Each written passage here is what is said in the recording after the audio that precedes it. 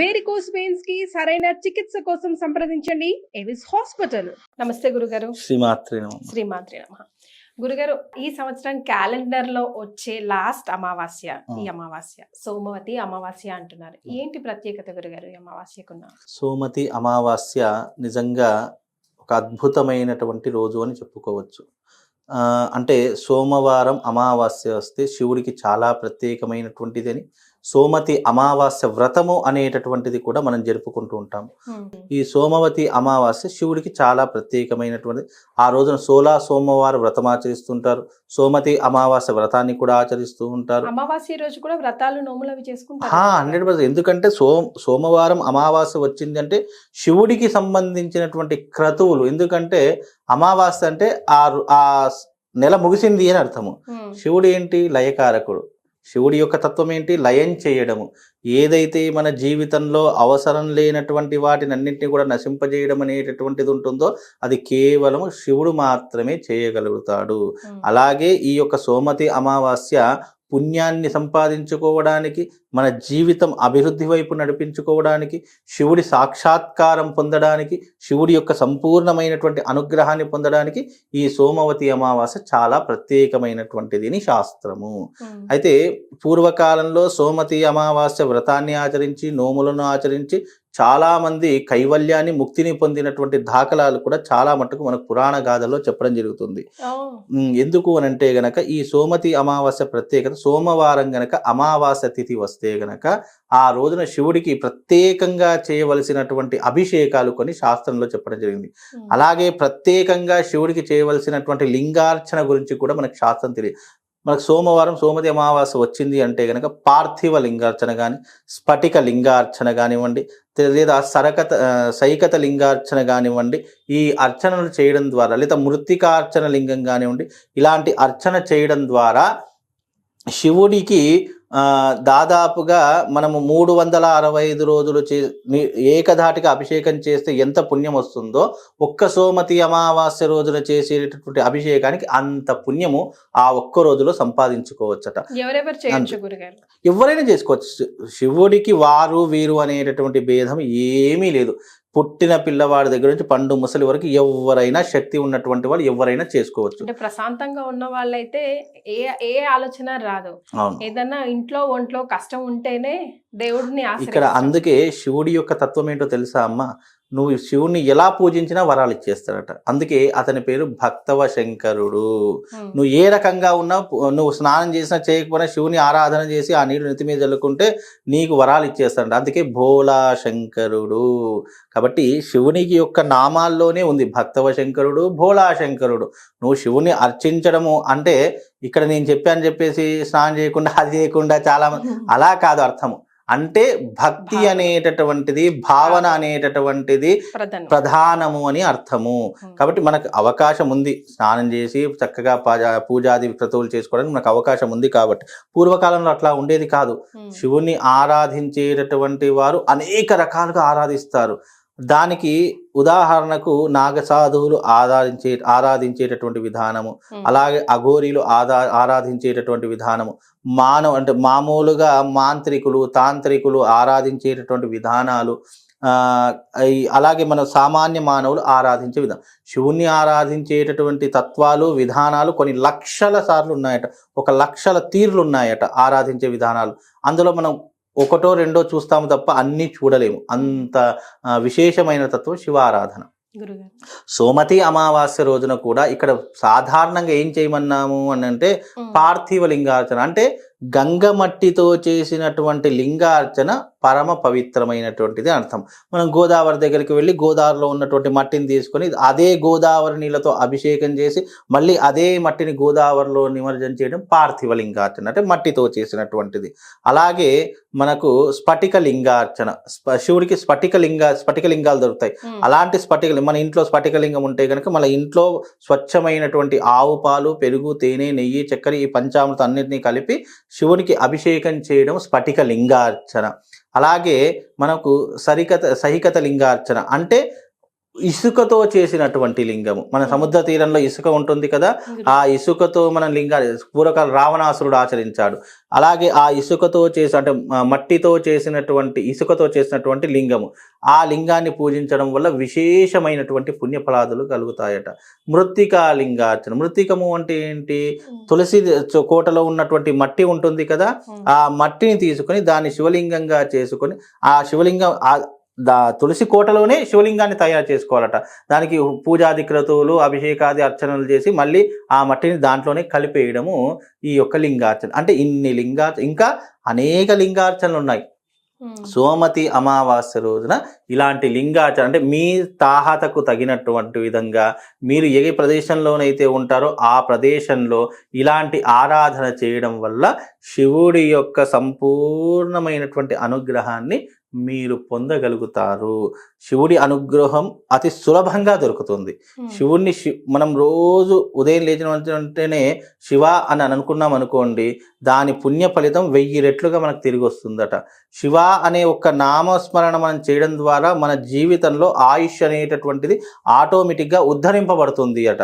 అంటే యమగండ కాలాలు తొలగిపోతాయట, రాహుకాలాలు తొలగిపోతాయట, గుళిక కాలాలు తొలగిపోతాయంట. మన జీవితంలో మనకి ఏదైనా అపమృత్యు దోషాలు వస్తున్నాయి, సడన్గా మనకి ఏదైనా ఇబ్బందులు కలుగుతాయి, వాటన్నిటినీ కూడా దూరం చేసేటటువంటి వాడి యొక్క నామం పేరే శివ. పరమశివుడి యొక్క నామంలోనే అంత గొప్పతనం ఉంది. అంటే అతన్ని అభిషేకిస్తే, అతన్ని అర్చిస్తే, అతన్ని పూజిస్తే, అతన్ని నామం తలుచుకుంటే ఇన్ని రకాల పుణ్యములు కలుగుతాయి. ఆ పుణ్యములన్నీ కూడా ఒక రోజు మనం చేయాలి, ఆ భగవంతుని ఆరాధన చేయాలంటే ఇదిగో ఈ సోమతి అమావాస్య రోజున చేసుకోండి. నిజంగా అమావాస్య పితృదేవతలకు చాలా ప్రీతికరమైనటువంటిది అని అర్థము. పితృదేవతల యొక్క అనుగ్రహాన్ని పొంది భగవత్ అనుగ్రహాన్ని, ఇద్దరి యొక్క అనుగ్రహాన్ని ఏకకాలంలో పొందాలంటే ఇలా సోమతి అమావాస్య వచ్చినప్పుడు గనక చేస్తే మనం చేసినటువంటి విధానానికి భగవంతుడు సంతోషించి ఇతని వంశంలో గతించినటువంటి వారు, మరణించినటువంటి వారు ఎవరైతే ఉంటారో వాళ్ళందరికీ ఒక్కసారిగా ముక్తిని ప్రసాదించేటటువంటి వాడు పరమశివుడు. ఎందుకంటే లయకారకుడే ఆయన, తీసుకుని వెళ్ళేటటువంటి వాడే ఆయన. ఆయన ఒక్కసారి తలుచుకుంటే చాలు, ఈ రోజున నా యొక్క అర్చన చేశాడు వీడి యొక్క గతించినటువంటి వాళ్ళు ఎవరైతే ఉన్నారో, వీళ్ళ తాతలు, తండ్రులు, వీళ్ళ యొక్క ఫోర్ ఫాదర్స్ ఎవరైతే వాళ్ళందరికీ ముక్తిని ప్రసాదించేయండి అని ఒక్కసారి ఆజ్ఞాపిస్తారట. అంటే భగవంతుడి యొక్క తత్వంతో పాటు పితృదేవతల యొక్క అనుగ్రహాన్ని పొందడానికి కూడా సోమతి అమావాస్య చాలా ఉత్తమమైనటువంటిది అని అర్థం. మీరు జీవితంలో ఏది చేసినా చేయకపోయినా ఈ సోమతి అమావాస్య రోజున మీ ఇంట్లో మీరు ఇప్పుడు ఈ యొక్క వీడియో చాలా మంది చూస్తారు, సముద్ర తీరంలో ఉన్నవారు చూస్తారు, గోదావరి క్షేత్రంలో ఉన్నవారు చూస్తారు, ఎక్కడెక్కడ వాళ్ళు అందరూ చూస్తారు. మీ ప్రాంతీయ ఆచారాన్ని బట్టి మీకు సముద్రం దగ్గరలో ఉందా, సముద్రం దగ్గరికి వెళ్ళండి, ఇసుక తీసుకోండి, ఇసుకతో లింగాన్ని చేయండి, ఇసుకతో లింగాన్ని చేసి చక్కగా దానికి షోడశోపచార పూజ చేసుకోండి. ఎవరో చూస్తారో ఏదో అనుకుంటారని భయపడకండి. ధైర్యంగా సముద్ర తీరానికి వెళ్ళి శివలింగం చేసి అక్కడ దాన్ని పూజించండి. దాని యొక్క ఫలితం ఎలా ఉంటుంది అని అంటే మిమ్మల్ని జీవితంలో ఒక స్థానంలో కూర్చోబెడుతుంది. లేదు సముద్రం దూరం ఉంది, నది ఉంది అంటే నదిలో నుంచి మట్టి తీసుకొని చక్కగా ఒక ముద్దలాగా చేసుకొని చక్కగా ఒక శివలింగ ఆకారంలో చేసుకొని దానికి షోడశోపచార పూజ చేసి పసుపు, కుంకుమ, ధూప, దీప, నైవేద్యాలు, గంధాక్షత, పరిమళ పత్ర సమర్పించండి. దాని యొక్క ప్రభావం మీ జీవితాన్ని మార్చేస్తుంది, శివుడి వైపు లాగేస్తూ ఉంటుంది. ఇక అది కూడా కుదరలేదు, ఇంట్లో తులసి కోట ఉంటుంది, అందరికీ ఉంటుంది. లేదు తులసి కోట కూడా లేదు, మా ఇంట్లో అపార్ట్మెంట్లు ఉన్నాయి, మా ఇంట్లో అపార్ట్మెంట్ తులసి కోట పెట్టడమే లేదు అని అనుకుంటే ఇంట్లో శివలింగం ఉంటుంది. స్ఫటికలింగమా, లేదా రాతితో చేసిన లింగమా, లేదా ఏదో వెండితో, బంగారంతో ఏదో ఒక లింగముడితో ఉంటుంది కదా శివలింగము. ఆ శివలింగాన్ని అర్చన చేసి పూజించుకోండి. మళ్ళీ దీనికి 2 కాలాలు, మళ్ళీ నేను ఎప్పుడు అంటే అప్పుడు చేస్తాను అంటే కుదరదు. మళ్ళీ దానికి కూడా సమయం, సందర్భం అనేటట్టు ఉంటాయి. ఏ సమయంలో చేస్తే ఎలాంటి పుణ్యం కలుగుతుందో భగవంతుడు మనకు శాస్త్రంలో అందించాడు. దానికి బ్రాహ్మీ ముహూర్తము, ప్రదోషకాలం 2 శివుడికి చాలా ప్రీతికరం. బ్రాహ్మీ ముహూర్తం అంటే ఉదయకాలము, ప్రదోషకాలం అంటే సాయంకాలం, సంధ్య వేళ కాలము. ఈ 2 కాలాలు శివుడికి అత్యంత ప్రీతికరమైనటువంటివి. ప్రదోష కాలంలో పూజ చేయడం వల్ల నీలో ఉన్నటువంటి అంధకారాన్ని తొలగించేస్తాడు, నీకున్నటువంటి ఆర్థిక బాధలు తొలగించేస్తాడు.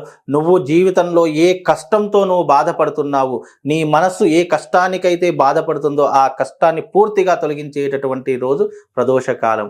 బ్రాహ్మీ ముహూర్తంలో చేశావు అంటే బ్రహ్మ ముహూర్తంలో ఉదయకాలం సూర్యుడు రాకముందే శివార్చన చేశావు అంటే నీ జీవితంలో రోజులు మారిపోతాయి. నీకున్నటువంటి చెడు సంఘటనలు కానివ్వండి, నెగిటివ్ ఎనర్జీ కానీ పూర్తిగా తొలగిపోయి నిన్ను ఒక ఉన్నతమైనటువంటి స్థానంలో కూర్చోబెట్టేటటువంటి మార్గము ఆ రోజు నుంచి నీకు ఏర్పడడం ప్రారంభమవుతుంది. ఇలా సోమతి అమావాస్య పితృదేవతలతో పాటు భగవంతుడికి కూడా చాలా ప్రీతికరమైనటువంటిది. ఈ రకంగా మీరు ఏ స్థానంలో ఉంటే ఆ విధానాన్ని మీరు చేసుకోండి, శివుడి యొక్క సంపూర్ణమైనటువంటి అనుగ్రహాన్ని పొందుతారమ్మా. రైట్ గురుగారు, ఎలాగో క్యాలెండర్ ఇయర్ ఎండింగ్ ఇయర్ కూడా కాబట్టి అమావాస్య అంటే మనం జనరల్ గా దిష్టి దోషానికి కూడా ప్రధానంగా చెప్పుకుంటాం. అలా దిష్టి దృష్టి రెండు కూడా మంచిగా కావాలి, అది నెక్స్ట్ ఇయర్ మనకు క్యారీ ఫార్వర్డ్ కావద్దంటే ఏదైనా చక్కటి రెమెడీ సూచించండి. అయితే దీనికి ఒక క్షేత్రం గురించి చెప్తానమ్మా. ఏం క్షేత్రం అంటే ఇక్కడ దగ్గరలో మనకు ధర్మపురి క్షేత్రం అని తెలుసు కదా అందరికీ. ఆ ధర్మపురి క్షేత్రంలో రాకమనిపై జగిత్యాల నుంచి ఒక 10-15 కిలోమీటర్ల దూరంలో ఒక ఆశ్రమం ఉందమ్మా. అది ఆంజనేయ స్వామి వారి యొక్క ఆశ్రమం. అక్కడ స్వామివారు చూడడానికి చిన్నగా ఉన్న ఆలయం చాలా చిన్నదిగా ఉంటుంది, కానీ దాని శక్తి ప్రమాణం ఎంత గొప్పది అంటే భూత ప్రేత పిశాచాదులను దూరం చేసేటటువంటి శక్తి సామర్థ్యాలు అదిగో ఆ ఆశ్రమంలో ఉన్నటువంటి ఆంజనేయ స్వామికి. అది ఎవ్వరికి కూడా తెలియదు, ఇప్పటి వరకు ఎవ్వరికి తెలియదు. నేను ఈ మధ్య కాలంలో ధర్మపురి క్షేత్రంలో వెళ్ళినప్పుడు ఎందుకో నా మనసు ఇక్కడ ఏదో ఆశ్రమం కనిపిస్తుంది, వెళదామని. అక్కడ నిర్మానుష్యం అడవి ప్రదేశంలో ఉంది. ఆ అడవి ప్రదేశంలో దాదాపుగా 15 సంవత్సరాల నుంచి ఒక దంపతులు ఉంటున్నారు. ఒక చిన్న ఇల్లు, ఒక 2 రూమ్ల ఇళ్లలో ఆ దంపతులు ఉంటున్నారు. అక్కడే ఉండి ఆ యొక్క ఆశ్రమం 3 ఎకరాల పొలము, ఆ 3 ఎకరాల పొలము పూర్తిగా ఆశ్రమానికే ఉంటుంది. ఆ 3 ఎకరాల పొలంలో ఒక ఆంజనేయ స్వామి వారి యొక్క ఆలయం. ఆంజనేయ స్వామిని చూస్తే నిజంగా ఈ వెంట్రుకలు రోమాలు నిక్కబెడుచుకున్నాయి. అంత పరమ పవిత్రంగా, అంత శక్తివంతంగా ఉంది ఆంజనేయ స్వామి. అక్కడ వెళ్ళి అడిగాను, ఏంటి ఇక్కడ ఎవరు రావట్లేదు, ఎవరు జనసంచారం లేదు అంటే ఇక్కడ ఆలయం ఉన్నట్టు ఎవరికి తెలియదండి. ఇక్కడ చాలా మంది అంటే తెలిసినటువంటి వాళ్ళు ఈ అమావాస్య వస్తే భూత ప్రేత పిశాచాలు కానీ దయ్యం పట్టింది అనుకోవడం. నీకు ఇంకో విషయం కూడా చెప్తున్నాము, ఎవరికి తెలుసో ఈ ఫిట్స్ అంటాము, మూర్ఛ వ్యాధి అంటాము, నిజంగా చెప్తారు కదా. అలాంటి ఫిట్స్, మూర్ఛ వ్యాధి అనేటటువంటిది కూడా సైంటిఫిక్ రీజన్ గా మూర్ఛ ఫిట్స్ అంటాము, కానీ అది ఒక రకమైనటువంటి ప్రయోగము అని శాస్త్రం చెప్పడం జరిగింది. ఊరికే ఫిట్స్ ఈ రకమైనటువంటి మూర్ఛ వ్యాధి వచ్చింది అంటే ఒక సైంటిఫిక్ రీజన్ గా ఒక డాక్టర్ దగ్గరికి వెళ్తే ఇతనికి మూర్ఛ రోగం ఉందమ్మా, అనుకోకుండా ఇట్లా వస్తుంది, ఏదైనా శబ్దం విన్నా, ఏదైనా చూసినా, కొండ లాంటి ప్రదేశం చూసినా మూర్ఛొచ్చి పడిపోతాడు అని చెప్పేసి చెప్తుంటారు. అది కూడా ఒక రకమైనటువంటి నెగిటివ్ ఎనర్జీని అతని బాడీలోకి ఎక్కించారు అని శాస్త్రం చెప్పడం జరిగింది. కాబట్టి అలాంటివి కూడా ఉంటే అదిగో ఆ క్షేత్రానికి వెళితే అవి అన్ని దూరం అయిపోతాయి. అంత విశేషమైనటువంటి క్షేత్రము. సాక్షాత్తు ఆంజనేయ స్వామి, మన ధర్మపురి క్షేత్రం తెలుసు కదా, ఆంజనేయ స్వామి దర్శించుకొని అక్కడ తన యొక్క శరీర భాగంలో ఒక కవచం పడినటువంటి ప్రదేశం అది. అంత విశేషమైనటువంటిది ఆ యొక్క ఆశ్రమం. అది చాలా మటుకు తెలియదు. దాని నుంచి కొంచెం కొండ మీదికి వెళితే అక్కడ ఒక కుండం ఉంటుంది. ఆ కుండము ఎంత విశేషమైంది అంటే మీరు ఎండాకాలం వెళ్ళినా, వర్షాకాలం వెళ్ళినా, ఏ కాలంలో వెళ్ళినా, 300 ఎప్పుడు వెళ్ళినా ఆ నీటి మట్టం అంతే ఉంటుంది. వర్షం పడ్డా నీళ్లు అందులోకి పోయినా అదే మట్టం ఉంటుంది. ఇప్పుడు మనం ఏదైనా కుండ పెట్టామనుకోండి, ఆ కుండలో నుంచి నీళ్లు పొంగి పొర్లిపోతుంటాయి. ఆ దాంట్లో అలా కాదు, ఎంత భారీ వర్షం పడ్డా అది అంతే ఉంటుంది. పొంగవు, పైకి రావు, కిందికి వెళ్ళవు. అంత విశేషమైనటువంటి కుండం ఆ కొండ మీద ఉంటుంది. అలాగే కొంచెం ముందరికి వెళితే ఒక శైవ క్షేత్రం, శివాలయం ఉంటుంది. దాదాపుగా అది ఎప్పటిదో అని కనుక్కునేటటువంటి కథనాలు కూడా ఇప్పటిదాకా లేవు. అంత పురాతనమైనటువంటి క్షేత్రం శివాలయం. అంటే ఈ అమావాస్య రోజున మీకు ఏదైనా ఇబ్బందులు ఉంటే, అంటే నేను ఈ అమావాస్యకు వెళుతున్నాను, మీకు ఏదైనా ఇబ్బందులు అనిపిస్తే, మీకు నిజంగా ఇలాంటివి జరిగాయి అని అనిపిస్తే నాతో రండి, ఆ క్షేత్రాన్ని తీసుకొని వెళతాను. ఆ క్షేత్రాన్ని దర్శించుకొని వచ్చిన, అక్కడ మనం పూజాది క్రతువులు చేసిన, నిజంగా మీకున్నటువంటి దుష్ట శక్తుల ప్రభావం పూర్తిగా తొలగిపోతుంది. అంత పుణ్యక్షేత్రం. ఆంజనేయ కలియుగ బ్రహ్మైగా ఆంజనేయ స్వామి చూస్తేనే సగం దారిద్ర్యాలు పోతాయమ్మా. నిజంగా ఆ క్షేత్రానికి వెళితే ఆ ఆశ్రమానికి వెళితే నిజంగా మనలో ఉన్నటువంటి నెగిటివ్ ఎనర్జీ పూర్తిగా దూరం అయిపోతుంది. అంత శక్తివంతమైనటువంటిది ఆ యొక్క క్షేత్రం. చాలా సంతోషం గురుగారు, ఈరోజు చాలా మంచి వివరాలు తెలుసుకున్నాం. ధన్యవాదాలు. శ్రీమాత్రే.